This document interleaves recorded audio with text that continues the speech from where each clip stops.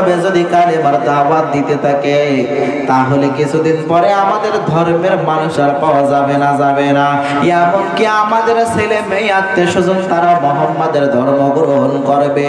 ওই পয়গম্বর যখন পবিত্র কোরআনের আয়াত তেলাওয়াত করে করে করে করে করে যখন বেঈমান বেদিনদের সামনে গিয়ে যখন কালেমার দাওয়াত দেয়, বেঈমানরা আমার মুহাম্মাদের তেলাওয়াতের কাছে বড় দুর্বল হয়ে যায়। শুধু বেঈমানরা দুর্বল হয় এমন না, বরঞ্চ আবু জাহেল, উতবা, সাইবা যারা সারা দিন 24 ঘন্টা তাদের সকল দলের মানুষদেরকে জানায় দিত, এই আমার দলের মানুষ, আমার কওমের মানুষ, লা তাসমাউ লিহাযাল কোরআন, ওই মুহাম্মাদের তেলাওয়াতের আওয়াজ পরিপূর্ণ বন্ধ করে দেওয়া লাগবে। ওই মুহাম্মাদের তেলাওয়াত তোমরা কেউ ভুলেও শুনবে না। ওই মুহাম্মাদের বিরুদ্ধে কত ষড়যন্ত্র করত, কি পরিমাণে অত্যাচার জুলুম করত জানায় দিত। ওই মুহাম্মাদের তেলাওয়াত তোমরা কেউ শুনবে না। মুহাম্মদ কি একটা জাদুকরী তেলাওয়াত নিয়ে এসেছে, কি একটা জাদুকরী বই এনেছে, যে বইয়ের সংস্পর্শে যে যায়, যে বইয়ের তেলাওয়াত যে শুনে সে ইসলাম ধর্ম গ্রহণ করে। ওই বইয়ের নাম দুনিয়ার কোনো সাধারণ বই নয়। এই যে পবিত্র কোরআনুল কারীম দেখতেছেন, এই পবিত্র কোরআনুল কারীম, এই কিতাবটাই নিয়ে আমার পয়গম্বর বেঈমানদের কাছে গিয়ে কালেমার দাওয়াত দিয়েছেন। আজকে আমার মুসলমান ভাইদের কেন দাওয়াত দেওয়া লাগতেছে? আমার মুসলমান ভাইরা আজকে যে পরিমাণে পথভ্রষ্ট, বেঈমানদেরকে দাওয়াত দেব কখন? নিজের ঘরে আগুন লেগেছে, পাশের ঘরেও আগুন লেগেছে, আগে নিভাবেন কোনটা? হ্যাঁ, আগে নিজেরটা আগে নিভাইতে হইবে।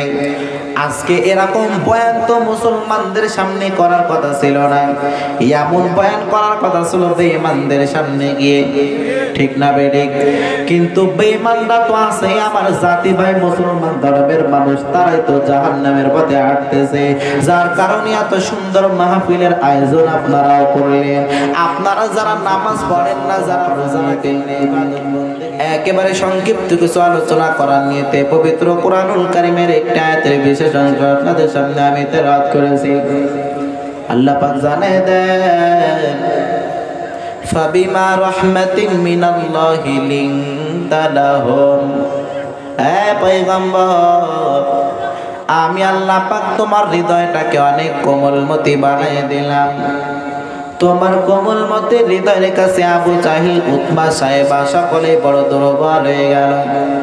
ও পয়গম্বর, ফাবিমা রাহমাতিন মিনাল্লাহি লিনতা লাহুম, আমি আল্লাহ পাক তোমার হৃদয়টাকে অনেক কোমলমতি বানায় দিলাম, যার কারণে তোমার কোমলমতি হৃদয়ের কাছে আবু জাহেল বড় দুর্বল, উতবা, সাইবা সকলে বড় দুর্বল, হামান, ফেরাউন, নমরুদ সকলে তোমার চরিত্রের কাছে বড় দুর্বল, তোমার আদর্শের কাছে পরিপূর্ণ সকলে বড় দুর্বল। পয়গম্বরের আদর্শের কাছে আমরাও দুর্বল নাকি সবাই? পয়গম্বরের আদর্শের কাছে আমরা সকলে বড় দুর্বল। পয়গম্বরের চরিত্রের কাছে আমরা মুমিন মুসলমান সকলে বড় দুর্বল। আবার যারা বেঈমান বেদিন আছে তারাও বড় দুর্বল, যার কারণে পয়গম্বরের চরিত্র দেখে দেখে দেখে দেখে দেখে দেখে পয়গম্বরের সুন্দর আদর্শ দেখে দেখে বেঈমানরা আমার পয়গম্বরের হাতে ইসলাম ধর্ম গ্রহণ করেছে, ঠিক কিনা বলো? ও দিনাজপুরের মানুষ, গভীর মনোযোগ দিয়ে শুনবেন। ওই পয়গম্বরের আদর্শের কাছে বেঈমানরা বড় দুর্বল হয়ে গেল, যার কারণে বেঈমানরা আমার পয়গম্বরের আদর্শ দেখে দেখে পয়গম্বরের হাতে কালেমা পড়ে পড়ে দলে দলে মুসলমান হয়ে গেল।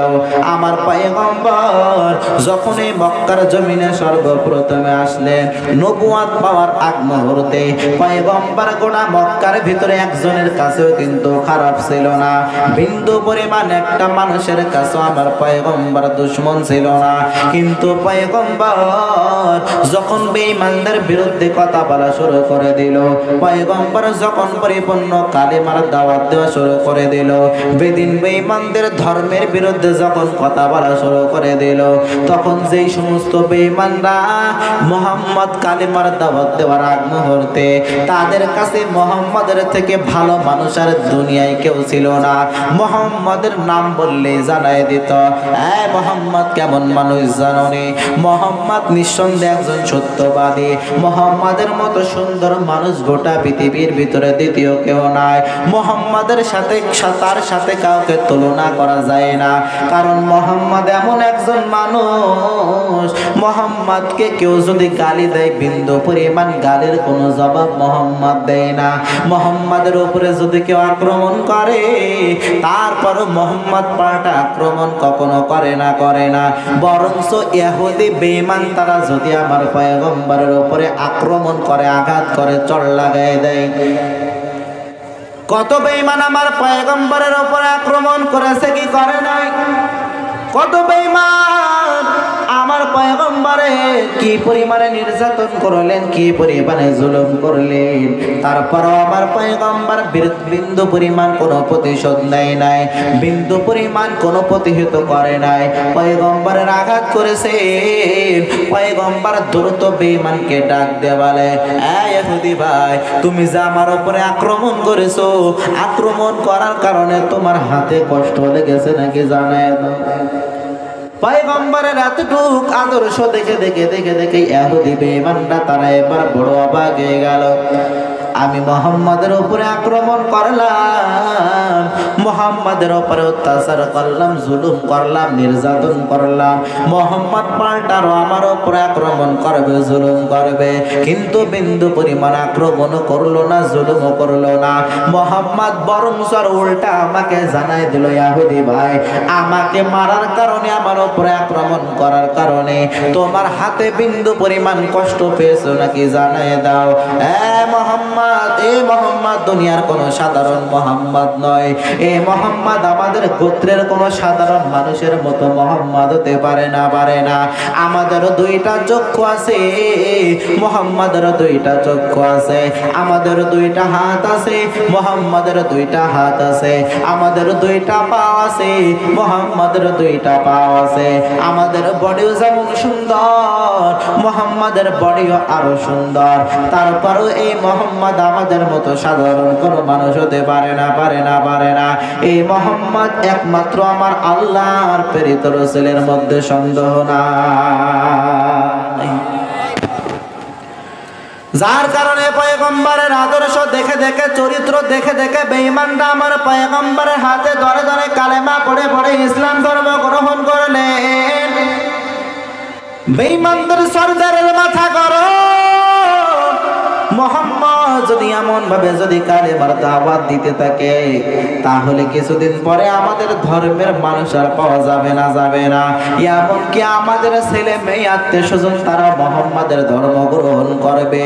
ওই পয়গম্বর যখন পবিত্র কোরআনের আয়াত তেলাওয়াত করে যখন বেঈমান বেদিনদের সামনে গিয়ে যখন কালেমার দাওয়াত দেয়, বেঈমানরা আমার মুহাম্মাদের তেলাওয়াতের কাছে বড় দুর্বল হয়ে যায়। শুধু বেঈমানরা দুর্বল হয় এমন না, বরঞ্চ আবু জাহেল, উতবা, সাইবা যারা সারা দিন 24 ঘন্টা তাদের সকল দলের মানুষদেরকে জানায় দিত, এই আমার দলের মানুষ, আমার কওমের মানুষ, লা তাসমাউ লিহাযাল কোরআন, ওই মুহাম্মাদের তেলাওয়াতের আওয়াজ পরিপূর্ণ বন্ধ করে দেওয়া লাগবে। ওই মুহাম্মাদের তেলাওয়াত তোমরা কেউ ভুলেও শুনবে না। ওই মুহাম্মাদের বিরুদ্ধে কত ষড়যন্ত্র করত, কি পরিমাণে অত্যাচার জুলুম করত, জানায় দিত। ওই মুহাম্মাদের তেলাওয়াত তোমরা কেউ শুনবে না। মুহাম্মদ কি একটা জাদুকরী তেলাওয়াত নিয়ে এসেছে, কি একটা জাদুকরী বই এনেছে, যে বইয়ের সংস্পর্শে যে যায়, যে বইয়ের তেলাওয়াত যে শুনে, সে ইসলাম ধর্ম গ্রহণ করে। ওই বইয়ের নাম দুনিয়ার কোন সাধারণ বই নয়। এই যে পবিত্র কোরআনুল কারীম দেখতেছেন, এই পবিত্র কোরআনুল কারীম, এই কিতাবটাই নিয়ে আমার পয়গম্বর বেঈমানদের কাছে গিয়ে কালেমার দাওয়াত দিয়েছেন। আজকে আমার মুসলমান ভাইদের কেন দাওয়াত দেওয়া লাগতেছে? আমার মুসলমান ভাইরা আজকে যে পরিমাণে পথভ্রষ্ট, বেঈমানদেরকে দাওয়াত দেব কখন? নিজের ঘরে আগুন লেগেছে, পাশের ঘরেও আগুন লেগেছে, আগে নিভাবেন কোনটা? হ্যাঁ, আগে নিজেরটা আগে নিভাইতে হইবে। আজকে এরকম বয়ান তো মুসলমানদের সামনে করার কথা ছিল না, এমন বয়ান করার কথা ছিল বেঈমানদের সামনে গিয়ে, ঠিক না বেঠিক? কিন্তু বেঈমানরা তো আছে আমার জাতি ভাই, মুসলমান ধর্মের মানুষ, তারাই তো জাহান্নামের পথে হাঁটতেছে। যার কারণে এত সুন্দর মাহফিলের আয়োজন আপনারাও করলেন। আপনারা যারা নামাজ পড়েন না, যারা রোজা রাখেন না, ইবাদত বন্দেগী করেন না, যারা জানেন হুজুর আমরা পরিপূর্ণ ভুলের ভিতরে রয়েছে, তারা নিজেরা জেনে শুনে আবার হুজুরদের ডেকে সেই কথাগুলোই শুনবেন, ঠিক তো? আপনারা কিন্তু জানেন যে হুজুর এসে নামাজ পড়ার কথা বলবে নাকি, হুজুর এসে রোজা থাকার কথা বলবে, আপনারা জানেন, জেনে শুনে আবার হুজুরের দাওয়াত করে নিয়েছেন ওই কথাই শোনার জন্য নাকি? হ্যাঁ, এবার দেখেন, শুধু শুনলে হবে না, মানতে হবে, ঠিক তো? মানতে হবে। সারা রাত ওয়াজ করলাম, শুনে গেলেন শুনে গেলেন শুনে গেলেন, এই কান্দে ঢুকলো আর এই কান্দে বাইরে গেল, কোনো লাভ আছে? কোনো লাভ নাই। এজন্য আলোচনা বুঝতে হবে, তাফসীর বুঝতে হবে। আমি আল্লামা ইবনে কাসির রাহমাতুল্লাহ আলাইহি তার যে প্রসিদ্ধ গ্রন্থ তাফসীর ইবনে কাসির থেকে আপনাদের সামনে আমি আলোচনা করব। পরিপূর্ণ আলোচনাটা আমাদের দিমাগে ঢোকানো লাগবে, ঢুকিয়ে এই আলোচনার উপরে আমাদেরকে আমল করা লাগবে, তাহলে আজকের মাহফিল সফল হবে, না হলে সফল হবে না। না হলে এই যে লাইট বাতি দেখতেছেন না, মাইক যতক্ষণ চলবে ততক্ষণ পর্যন্ত, এই বাতি যতক্ষণ জ্বলবে ততক্ষণ পর্যন্ত, এই প্যান্ডেল যতক্ষণ থাকবে ততক্ষণ পর্যন্ত, এই পর্যন্তই শেষ। আপনারা কি এই পর্যন্ত শেষ করতে চান, নাকি এই মাহফিল থেকে আপনারা কিছু আমল নিয়ে যেতে চান? কথা ঠিক তো? হ্যাঁ, এই মাহফিলে আসার কারণে আমরা একমাত্র শুকরিয়া আদায় করবো কার? এই মাহফিলে বাহিরেও আল্লাহ পাকের সমস্ত নিয়ামত পাওয়ার পরে আমরা শুকরিয়া আদায় করবো কার? আল্লাহ। যারা আমরা 5 ওয়াক্ত নামাজ আদায় করি, আমরা সকলেই 5 ওয়াক্ত নামাজের শুরুতে, প্রতি রাকাতের শুরুতে সূরা ফাতিহা পাঠ করে কি করি না? সূরা ফাতিহার শুরুতে কিন্তু আমরা সকলে আল্লাহর প্রশংসা করি, করি না? সকলে আমরা আল্লাহ পাকের প্রশংসা করি, সকলে আমরা সুন্দরভাবে পাঠ করে নিই। আলহামদুলিল্লাহি রাব্বিল আলামিন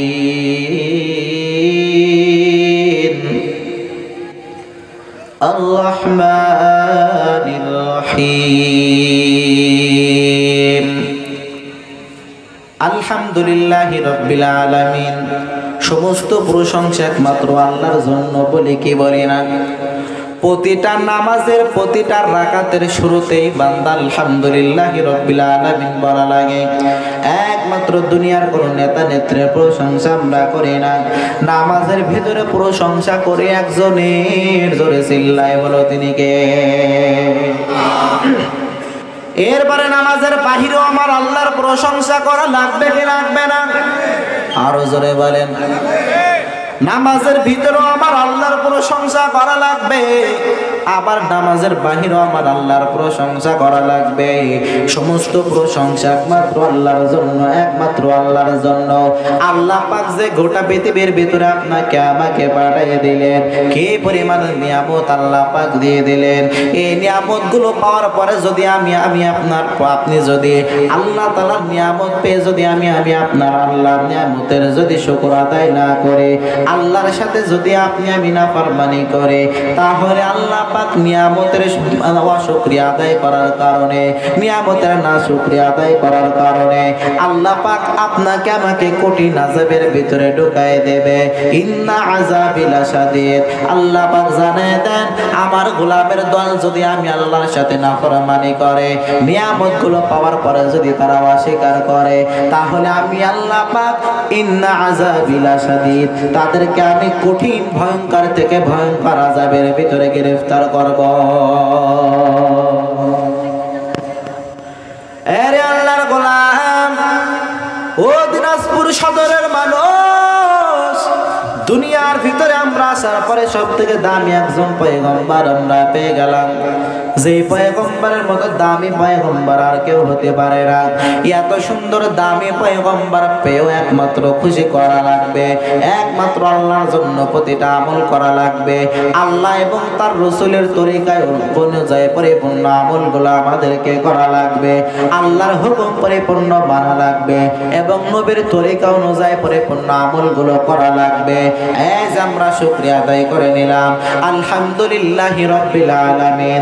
সমস্ত প্রশংসা একমাত্র আল্লাহর জন্য, আল্লাহর জন্য। সাহাবীদের ভিতরে এক সাহাবী আমার পয়গম্বরের দরবারে আসার পর জানায় দেয়, ও পয়গম্বর, আমরা যে প্রতিটা রাকাতের শুরুতেই প্রশংসা করিনি আলহামদুলিল্লাহি রাব্বিল আলামিন, সমস্ত প্রশংসা একমাত্র আল্লাহর জন্য, একমাত্র আল্লাহর জন্য। গভীর মনোযোগ দিয়ে শোনার চেষ্টা করেন। সাহাবী আমার পয়গম্বরের দরবারে যে জানায় দিল, প্রতিটা নামাজের শুরুতে আমরা আল্লাহর কাছে প্রশংসা করিনি আলহামদুলিল্লাহি রাব্বিল আলামিন। এই যে প্রশংসা করে নিলাম, এই প্রশংসা করার কারণে আমি পয়গম্বরকে জানায় দেয়, ও পয়গম্বর, আমি সাহাবী পরিপূর্ণ তৃপ্তি আমি অর্জন করতে পারি না। ও পয়গম্বর, সমস্ত প্রশংসা একমাত্র আল্লাহর জন্য, এই কথাটা বলে আমি পরিপূর্ণ তৃপ্তি অর্জন করতে পারি না। কারণ আমার আল্লাহ পাক যে পরিমাণে নিয়ামত আমাকে দান করলেন, এই নিয়ামত আমি গণনা করেছি, আমি পরিপূর্ণ শেষ করতে পারবো না। ওয়া ইন তাউদ্দু নি'মাতাল্লাহ লা তুহসুহা, আল্লাহ পাকের নিয়ামত বান্দা গণনা করে বিন্দু পরিমাণে শেষ করা যায় না। যার কারণে ওই সাহাবী এবার পয়গম্বরকে জানাই দিল, ও পয়গম্বর, আমি একটা ছোট্ট একটা কবিতা রচনা করেছি, এই কবিতাটা একটু আপনাকে জানাবো নাকি? এই কবিতা আপনার কাছে কেমন লাগে একটু জানাইবেন। সাহাবীকে এবার পয়গম্বর ডাক দিয়ে জানাই দিল, এই আমার সাহাবী, জানাই দাও কি কবিতা তুমি আবৃত্তি করেছো, কি কবিতা তুমি বানাইছো। সাহাবী এবার পয়গম্বরের সামনে গিয়ে দাঁড়ায় জানাই দিল, বিসমিল্লাহির রহমানির রহিম, ইয়া রাব্বানাকাল হামদু কামা ইয়ানবাগি লিজালালি ওয়াজহিক ওয়া আযীমি সুলতান। এই দোয়ার অর্থ হলো, আমার আল্লাহ পাক যত বড়, আমি গোলাম, আমি বান্দা প্রশংসা করে নিলাম তত বড়। আমার আল্লাহ যত বড়, আমি প্রশংসা করে নিলাম তত বড়। তাহলে সূরাতুল ফাতিহার শুরুতে আমরা পাঠ করে নিলাম, সমস্ত প্রশংসা একমাত্র আল্লাহর জন্য। এই কথাটার যতটুক ওয়েট, যতটুক ওজন, আর আমার আল্লাহ যত বড়, আমি প্রশংসা করে নিলাম তত বড়। দুইটা কথার ভিতরে ডিফারেন্স আছে না নাই? আরো জোরে বলেন। সূরা ফাতিহার শুরুতে আমরা প্রশংসা করে নিলাম, সমস্ত প্রশংসা একমাত্র আল্লাহর জন্য, সমস্ত প্রশংসা একমাত্র আল্লাহর জন্য। আর এই সাহাবী যে দোয়াটা পাঠ করলেন, ইয়া রাব্বানাকাল হামদু কামা ইয়ানবাগি লিজালালি ওয়াজহিক ওয়া আযীমি সুলতানিক, আমার আল্লাহ পাক যত বড়, আমি প্রশংসা করে নিলাম তত বড়। এই দোয়াটা পাঠ করার সাথে সাথে আমার পয়গম্বর বড্ড পছন্দ হয়ে গেল, আমার পয়গম্বর অনেক আনন্দিত হয়ে গেল, অনেক খুশি হয়ে গেল। অপরদিকে আমার আল্লাহ পাক স্বয়ং নিজেও তিনি বড্ড পছন্দ হয়ে গেল, তার কাছে দোয়াটা বড্ড পছন্দ লেগে গেল। আমার আল্লাহ পাক পরিপূর্ণ খুশি হয়ে গেল, খুশি হয়ে গেল। যার কারণে অপরদিকে ফেরেশতারা এবার বড় টেনশনে পড়ে গিয়েছে, কারণ ফেরেশতা যে তার আমল নামায় নেকি লিখবে, কি পরিমাণে নেকি লিখবে বুঝতে পারতেছে না। কারণ যে পবিত্র কোরআনের একটা হরফ তার জবান দিয়ে বাইর করে দেয়, তার আমল নামায় আমার আল্লাহ পাক কয়টা নেকি দেয় বলেন? قال النبي صلى الله عليه وآله وسلم من قرأ حرفا من كتاب الله فله حسنة بعشر أمثالها لا أقول ألف لام ميم حرف ولكن ألف ولام حرف وميم حرف রাহ তিরমিজির ভিতরে পয়গম্বর জানিয়ে দেন, যদি কোনো আল্লাহর বান্দা, কোনো আল্লাহর বান্দি জবান দিয়ে একটা হরফ যদি বাইর করে দেয়, মান করা হারফান মিন কিতাবিল্লাহি ফালাহু হাসানাতুন, তাহলে তার আমল নামায় আমার আল্লাহ কয়টা নেকি দিয়ে দেয় বলে? তাহলে তার আমল নামায় আমার আল্লাহ পাক 10টা নেকি দিয়ে দেয়। ফেরেশতারা টেনশনে পড়ে গেলে এই যে সাহাবী সে জবান দিয়ে একটা দোয়া বাইর করে দিল, একটা দোয়া সে জবান দিয়ে পরিপূর্ণ উচ্চারণ করে দিল, ইয়া রাব্বানাকাল হামদু কামা ইয়ামবাগি লিজালালি ওয়াজহিক ওয়া আযীমি সুলতানিক। ফেরেশতারা এবারে কি পরিমাণে নেকি লিখবে এবার টেনশনে পড়ে গেল। আল্লাহকে ডাকতে বলে তার মালিক এই দোয়াটা আপনার কাছে বড্ড পছন্দ হয়ে গেল, আবার আপনার প্রিয় হাবিব পয়গম্বর তার কাছে বড্ড পছন্দ হয়ে গেল। আপনার এই গোলামের আমল নামায় কি পরিমাণে নেকি লিখবো বুঝতে পারতেছি না। তার আমল নামায় 100 নেকি লিখবো নাকি 1000 নেকি লিখবো নাকি 10,000 নেকি লিখবো নাকি 1 লক্ষ নেকি তার আমল নামায় লিখে দেব নাকি 10 লক্ষ নেকি তার আমল নামায় লিখে দেব নাকি 50 লক্ষ নেকি তার আমল নামায় লিখে দেব নাকি 1 কোটি নেকি তার আমল নামায় লিখে দেব নাকি 5 কোটি নেকি তার আমল নামায় লিখে দেব নাকি 1 মিলিয়ন নেকি তার আমল নামায় লিখে দেব নাকি 1 বিলিয়ন নেকি ট্রিলিয়ন নেকি অক্টোলিয়ন নেকি তার আমল নামায় লিখে দেব। ও দয়ার মালিক আপনার এই বান্দার দোয়াটা আপনার কাছে বড্ড পছন্দ হয়ে গেছে, আপনার পয়গম্বরের কাছে বড্ড পছন্দ হয়ে গেছে। তার আমল নামায় মিলিয়ন নেকি নাকি বিলিয়ন নেকি নাকি ট্রিলিয়ন নেকি নাকি অক্টোলিয়ন নেকি দেব বুঝতে পারতেছি না। কি পরিমাণে নেকি দেব আপনি জানাই দেন। আমার আল্লাহ পাক জানাই দেন, ও আমার ফেরেশতারা দল, আমার ওই গোলামের আমল নামায় বিন্দু পরিমাণ কোনো নেকি দেওয়ার প্রয়োজন নাই, প্রয়োজন নাই। বরঞ্চ ওই দোয়াটা ওই জুমলাটাই তার নেকির আমল নামার ভিতরে পরিপূর্ণ তুলে রাখো। এরপরে ফেরেশতারা জানাই দেন, দয়ার মালিক জুমলাটা পরিপূর্ণ লিখবো। জুমলাটা পরিপূর্ণ লেখার কারণে আপনার এই গোলাম কি পরিমাণে ফায়দা পাবে জানতে চাই। এমত অবস্থার ভিতরে আল্লাহ পাক জানাই দিল, এই আমার ফেরেশতার দল, আমার এই গোলাম দুনিয়ার ভিতরে আসার পর সে নেক আমল করবে, গুনাহ করবে, এটা স্বাভাবিক। আমি তাকে পাঠাইলাম আমি আল্লাহর পরিপূর্ণ ইবাদত করার জন্য। ওয়া মা খালাকতুল জিন্না ওয়াল ইনসা ইল্লা লিয়াবুদুন। গোটা জমিনের ভিতরে আমি আল্লাহ পাক মানুষ এবং জিন জাতিকে সৃষ্টি করলাম আমি আল্লাহর ইবাদত বন্দেগী করার জন্য।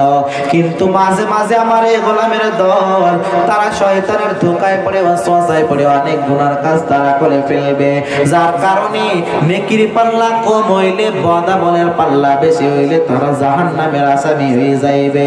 কেউ যদি জবান দিয়ে এই দোয়াটা একবার যদি উচ্চারণ করে দেয়, বাহির করে দেয়, তাহলে আমি আল্লাহ পাক তার ওই দোয়াটা পরিপূর্ণ নেক আমলের উপরে লিখে দিয়ে কিয়ামতের মাঠে হাসরের ময়দানে যখন তার আমলটা পরিপূর্ণ মাপা হইবে, ওজন করা হইবে, সে যতই গুনাহ করুক না কেন, তার গুনার পাল্লা যতই ভারী হোক না কেন, আর তার নেক আমলের পাল্লায় যতই কম হোক না কেন, যতই উঁচু উঠে যাক না কেন, তার বদ আমলের পাল্লা যতই ভারী হোক না কেন, ওই নেক আমলের পাল্লার ভিতরে ইয়া রাব্বানাকাল হামদু কামা ইয়ামবাগি লিজালালি ওয়াজহিক ওয়া আযীমি সুলতানিক। এই দোয়াটা নিয়ে আমি আল্লাহ পাক আমার কুদরতি হাতে তার নেকের পাল্লায় পরিপূর্ণ চাপাই দেব, চাপাই দেব। চাপাই দেওয়ার কারণে ওই গোলাম যত বড়ই জাহান্নামের আসামি হোক না কেন, তার বদ আমলের পাল্লা যতই ভারী হোক না কেন, তার নেকির পাল্লা পরিপূর্ণ ভারী হয়ে যাইবে। জোরে বলেন সুবহানাল্লাহ। দোয়াটা বান্দা অনেক কঠিন, বিষয়টা এমন না। দোয়াটা হলো ছোট্ট দোয়া, ইয়া রাব্বানাকাল হামদু কামা ইয়ামবাগি লিজালালি ওয়াজহিক ওয়া আযীমি সুলতানিক। পর্দার আলারে আমার মা বোনেরা দোয়াটা শেখার জন্য অনেকে আগ্রহ করবে। দোয়াটা সুন্দরভাবে বান্দা মোবাইলে রেকর্ড করে নাও।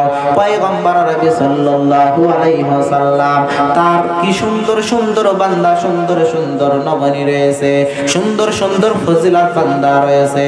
পয়গম্বর নবী সাল্লাল্লাহু আলাইহি ওয়াসাল্লাম তার আদর্শ উম্মত বান্দা পরিপূর্ণ হওয়া লাগবে। ও সাহাবী কি দোয়া জবান দিয়ে বাইর করে দিল, যার কারণে এত বড় দামি পুরস্কার সে পেয়ে যাবে। ইয়া রাব্বানাকাল হামদু কামা ইয়ামবাগি লিজালালি ওয়াজহিক ওয়া আযীমি সুলতানিক। দোয়াটা বড় নাকি ছোট? আরো জোরে বলেন। এই এই দোয়াটা যদি কোনো আল্লাহর বান্দা একবার জবান দিয়ে বাইর করে দেয়, তাহলে তার আমলনামায় আমার আল্লাহ পাক অগণিত অগণিত নেকি লিখে দেবে। শুধু নেকি লিখবে বিষয়টি এমন না, কি পরিমাণে নেকি লিখবে এর কোনো সীমারেখা নাই। বান্দা যত বড়ই জাহান্নামী হোক না কেন, যত বড়ই সে পাপী হোক না কেন, সমস্ত পাপকে দুমড়ে মুছড়ে ফেলে জান্নাতে নিয়ে যাবে ছোট্ট দোয়া। যার কারণে পয়গম্বর আদর্শ বান্দা পরিপূর্ণ ঢুকানো লাগবে। ওই পয়গম্বরের হাতে বেঈমানরা ইসলাম ধর্ম গ্রহণ করলেন। পয়গম্বরের কথা সুন্দর হওয়ার কারণে, পয়গম্বরের আদর্শ সুন্দর হওয়ার কারণে, চরিত্র সুন্দর হওয়ার কারণে ওই পয়গম্বরের মহব্বত ভালোবাসা আমাদের ভিতরে পরিপূর্ণ ঢুকানো লাগবে। ওই পয়গম্বর, তার শত্রু ছিল আবু জাহেল, উতবা সাহেবা বড় শত্রু ছিল। সারাদিন তারা স্লোগান দিয়েছে, লা তাসমাউ লিহাযাল কোরআন, আমার গোত্রের মানুষ, আবু জাহেলের কোরআনের তেলাওয়াত বিন্দু পরিমাণ শোনা যাবে না। আবু জাহেল সারাদিন স্লোগান দিয়েছে, মুহাম্মাদের তেলাওয়াত শোনা যাবে না। গভীর রাত্রের ভিতরে আমার পয়গম্বর যখন তেলাওয়াত শুরু করে দিল তার ঘরের ভিতরে, গোপনে গোপনে আবু জাহেল, উতবা সাহেবা তারা সকলে লাইন দিয়ে আমার মুহাম্মাদের তেলাওয়াত শোনার জন্য পাগল হয়ে গেল। তাহলে পয়গম্বরের আদর্শ আমার আল্লাহ পাক কি সুন্দর বানায় দিলেন। আমার আল্লাহ পাক এবার পরবর্তী আয়াতের অংশের ভিতরে জানায় দেন, এরে আল্লাহর গোলামের দল, ফাবিমা রাহমাতিম মিনাল্লাহি লিনতা লাহুম ওয়ালাউ কুনতা ফাজ্জান গলিদাল কলবি লান ফাদ্দু মিন হাওলিক। পয়গম্বর, আমি আল্লাহ পাক যদি তোমার হৃদয়টাকে কোমল মদিনা বানায় দিতাম, তাহলে বেঈমানরা তোমার কাছে কেউ ইসলাম ধর্ম গ্রহণ করতো না। মুহাম্মাদের তোমার কথাবার্তা যদি অনেক শক্ত বানায় দিতাম, তাহলে বেঈমানরা তোমার কাছে কেউ ইসলাম ধর্ম গ্রহণ করতো না। এমন একজন পয়গম্বর যিনি জমিনের ভিতরে থাকাকালীন হাদিসের ভিতরে জানায় দিয়েছেন, আমি পয়গম্বর জমিন থেকে বিদায় নিয়ে নেব, তারপর ওই জমিনের ভিতরে আমি পয়গম্বরের মহব্বতের ভালোবাসার মানুষ যারা থাকবে, তারা যদি কোথাও আমি মদিনার পয়গম্বরকে এক নজর দেখার জন্য যদি সুযোগ মেলে, তারপরও আমার উম্মতের ভিতরে এমন কিছু উম্মত আছে যারা আমি মদিনার পয়গম্বরকে দেখার জন্য বড় পাগল পারা হয়ে যাইবে। قال النبي صلى الله عليه وآله وسلم إن من أشد أمتي لحب الناس يكونون بعدي يود أحدهم لو رآني بأهله وماله أو كما قال النبي عليه الصلاة والسلام।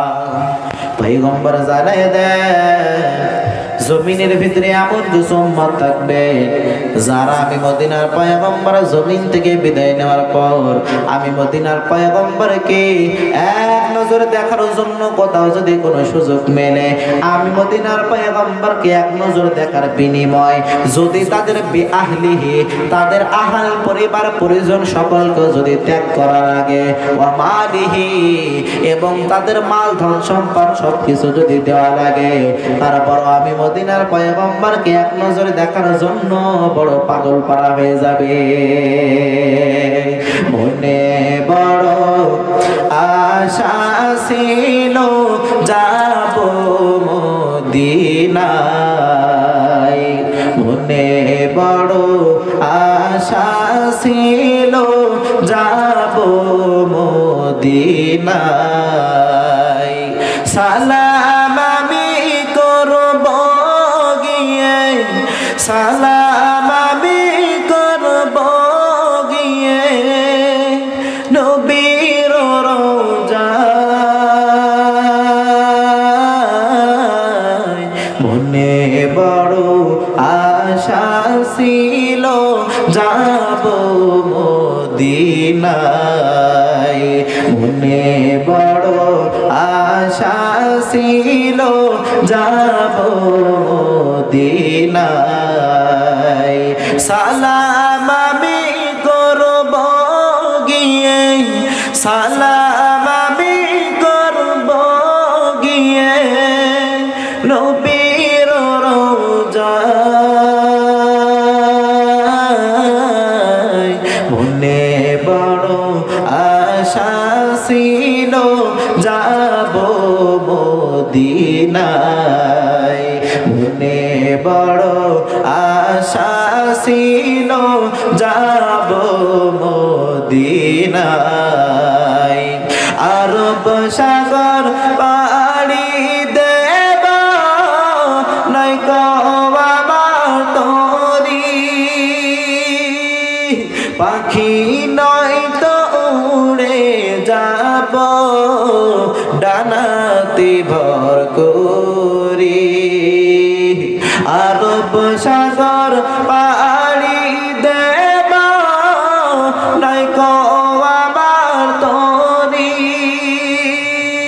পাখি নয় তো উড়ে যাব ডানাতে ভর করি আমার আশায় আছে সম্বল নাই আশায় আছে সম্বল নাই করি কি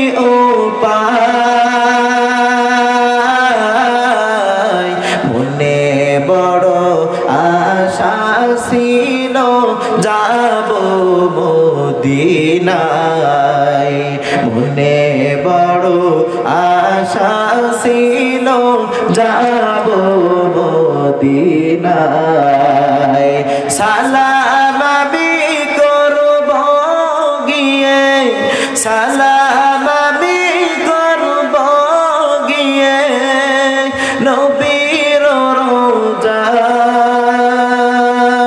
রওজায় মনে বড় আশা ছিল যাব মদিনায় মনে বড় আশা ছিল যাব মদিনায় মদিনায় যেতে চান তো?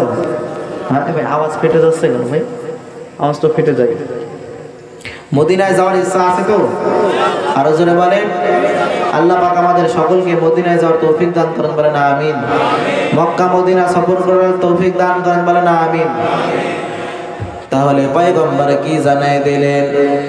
আমি পয়গম্বর জমিন থেকে বিদায় নেওয়ার পরেও জমিনের ভিতরে এমন কিছু উম্মত থাকবে যারা আমি নবীজিকে দেখার জন্য কি পরিমাণে পাগল পারা হয়ে যাবে।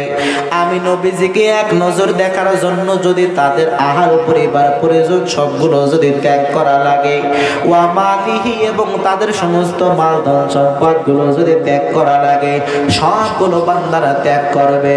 তারপর আমার নবীজিকে এক নজর দেখার জন্য পাগল পারা হয়ে যাবে। এমন উম্মত এমন আশেক এই মজমার ভিতরেও আছে না নাই? জোরে চিল্লাই বলো।